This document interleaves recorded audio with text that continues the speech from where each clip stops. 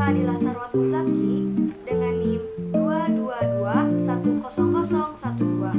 Di sini saya bertugas sebagai Community Manager. Halo teman-teman, perkenalkan nama saya Rizmi Agustin. Saya sebagai Social Media Manager.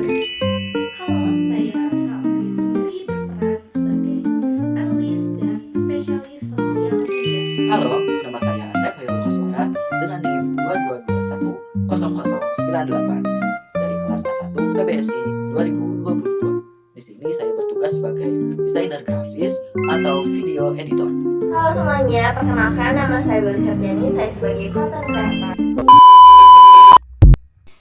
Kira-kira saat ini masih ada nggak ya orang yang nggak tahu sosial media? Karena di era digital saat ini, sosial media berperan penting dalam kehidupan sehari-hari kita. Apakah kalian tahu Twitter, Facebook, Instagram, TikTok, YouTube, bahkan WhatsApp? Sosial media adalah platform online yang memungkinkan pengguna untuk membuat, berbagi, atau bahkan berinteraksi satu sama lain. Sosial media kerap kali dikenal dengan istilah user generated content. Apa sih itu? Kita cari tahu dengan mengenal karakteristik sosial media. Pertama, sosial media adalah platform yang memungkinkan interaksi sosial dan komunikasi antar pengguna dalam skala besar bahkan global. Kedua, sosial media memberikan ruang bagi pengguna untuk berbagi konten dan informasi baik yang dibuat oleh sendiri maupun yang diproduksi oleh pihak lain. Yang tadi kita kenal dengan istilah user generated content. Karena tadi sosial media memungkinkan pengguna untuk saling berinteraksi antara satu dengan yang lainnya, maka memunculkan karakteristik sosial media yang ketiga, yaitu pengguna dapat membangun jaringan sosial. Dan sebelumnya, teman-teman telah mengetahui apa itu definisi media sosial secara umum. Kali ini saya akan memaparkan definisi media sosial menurut 3 para ahli. Yang pertama, menurut Michael Lewis. Beliau berpendapat bahwa media sosial merupakan suatu label teknologi digital yang memungkinkan orang untuk berhubungan, berinteraksi, memproduksi, dan berbagi isi pesan.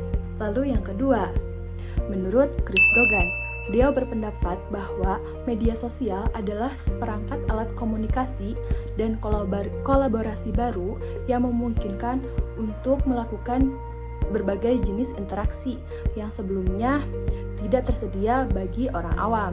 Dan yang terakhir atau yang ketiga, menurut Dave Carvan, beliau berpendapat bahwa media sosial adalah suatu teks, gambar, video, dan kaitan secara daring yang dapat dibagikan di antara orang-orang atau suatu organisasi.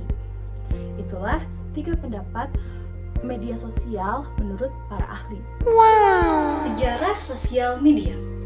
Perkembangan atau sejarah sosial media ini terjadi pada beberapa fase. Yang pertama, era awal pada tahun 1990-an di mana diluncurkannya layanan Sigtigris yang merupakan sebuah platform media sosial yang dimana pengguna dapat terhubung dengan hanya menggunakan atau membuat profil di dalam database. Sigtigris ini berumur pendek. Tetapi demikian, Sigtigris ini merupakan cikal bakal perkembangan sosial media. Selanjutnya, era pertumbuhan pada tahun 2000-an di mana dunia teknologi kembali membuat inovasi dengan menghadirkan sebuah media sosial baru yang bernama Friendster, yaitu pada tahun 2002. Disusul oleh MySpace dan LinkedIn pada tahun 2003, yang mana LinkedIn ini merupakan sebuah jejaring untuk pencari kerja, disusul oleh Facebook pada tahun 2004 yang mana menjadi raksasa di dunia internet. Alur kerja sosial media. Alur kerja sosial media merupakan tahapan sistematis yang dilakukan dalam mengelola akun media sosial secara profesional agar tujuan komunikasi dan pemasaran dapat secara efektif dilakukan. Berikut adalah tahapan-tahapan penting dalam proses alur kerja sosial media. Alur kerja sosial media yang pertama yaitu perencanaan konten. Perencanaan konten bisa dilakukan dengan riset audiens dan tren. Tentukan tema dan susun kalender konten dan buat caption serta pilihan media. Bisa berupa gambar atau video. Yang kedua, produksi konten. Produksi konten juga bisa dibuat dengan desain grafis atau video, lalu revisi dan edit konten sebelum dipublikasikan. Yang ketiga, ada penjadwalan publikasi. Penjadwalan publikasi bisa menggunakan tools seperti Hootsuite atau Meta Business Suite untuk menjadwalkan konten di waktu yang terbaik. Yang keempat, ada engagement dan interaksi. Engagement dan interaksi ini bertujuan untuk membalas komentar atau pesan dan pantau percakapan untuk menyusun feedback. Yang selanjutnya ada analisis dan laporan. Analisis dan laporan ini berguna untuk mengukur performa konten seperti reach, engagement, dan lain-lain. Lalu, buat laporan dan rekomendasi dari konten sosial media yang telah dibuat atau dipublikasikan. Nah, yang terakhir ada evaluasi dan optimasi. Evaluasi dan optimasi ini diperlukan untuk menyesuaikan strategi berdasarkan data dari laporan dan rekomendasi serta mencoba eksperimen konten atau waktu postingan baru yang nantinya akan dipublikasikan. Kalian pernah nggak sih guys kepikiran kalau akun-akun brand dapat menarik perhatian audiens dan juga dapat aktif setiap harinya? Itu gimana sih rahasianya?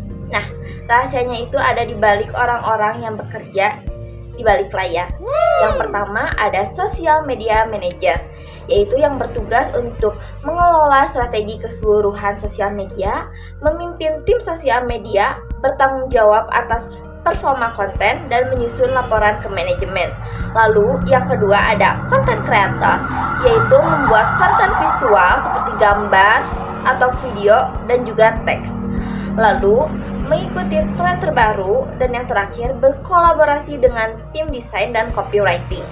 Lalu yang ketiga ada social media spesialis, yaitu menangani platform tertentu secara spesifik, baik IG, TikTok, ataupun X, dan lain sebagainya, dan melakukan postingan konten dan penjadwalan. Lalu yang keempat ada community manager, yang bertugas untuk berinteraksi langsung dengan followers, menangani komentar, inbox, dan juga keluhan, menjaga reputasi dan hubungan audiens. Lalu yang kelima ada analisis sosial media, yaitu bertugas untuk mengukur dan menganalisis performa konten, menyusun laporan KPI, memberikan insight dan rekomendasi strategi.